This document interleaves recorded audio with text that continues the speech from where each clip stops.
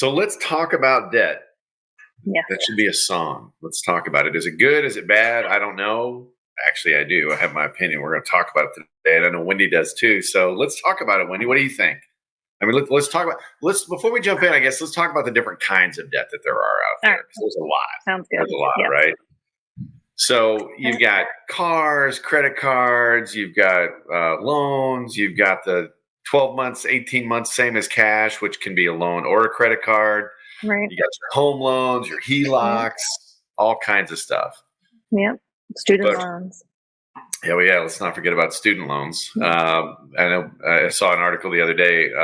Biden released another $12,000 loan, which his last one got quashed, saying it was illegal. So I don't know how he's going to do this one. I think it's something just before election time. You know, presidents, both sides of always try to do that. Hey, look what I'm doing, right? But that's a whole other conversation. Yeah. But looking at the debt, I mean, it really breaks down into two types of debt, right? You've got your revolving, right? Which are your credit cards. Those are your store cards, things like that. Your, major Visas, MasterCard, American Express, Discover. I don't think Diners Club's still out there anymore, but those are your major credit cards. And you've got all your store cards, which is, your Macy's, your Kohl's. Yeah, that's a big one, right? Your gas credit card. What's that? I feel like when you walk, you can't check out at Kohl's without them pushing that credit card. That's for sure. Oh yeah, they're really good about it. But I tell you what, that's a whole other. So we should do a show on stores with the deals because they're always pushing the deals. Yeah. But I love Kohl's. But looking at that, that's the revolving stuff. Then you've got your installment loans, which those are the loans, right? The home equity line of credit. Your mortgage, that's an installment loan, meaning you're making the same monthly installment typically every time. HELOCs can vary, right? That's kind of a hybrid. But those are the installment loans, your car note. And they have an end date. Yeah, they have an end date. Whereas revolving, it's like the revolving door. I don't know if I'm sure you've seen the movie Elf, right? Where you're running around. That's what revolving credit is. You're just like running around in a circle like a revolving door. Debt goes in, debt goes out. Debt goes in, debt goes out. Whereas an installment loan, it's kind of just you have that end date, right? Yeah. And you look at the different types of installment loans. Some are secured, some are unsecured, right? And I don't know. I'm sure you've had both, right?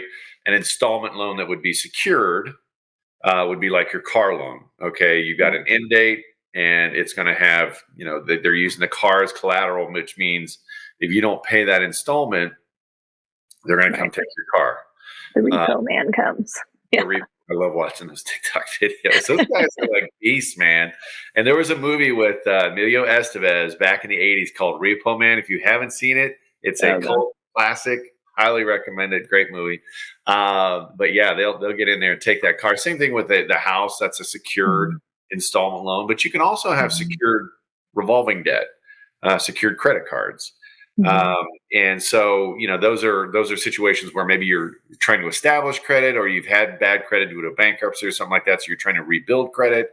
They'll actually, $250, $500, you give that to the bank and they'll send you a secured card against that $500, meaning as long as you pay it, you're building your credit, and then all of a sudden, hey, here's your $500 back, or you close that card and go open another card or whatever, get your money back.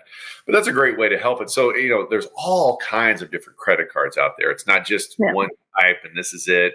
And there's all types of different loans and credit.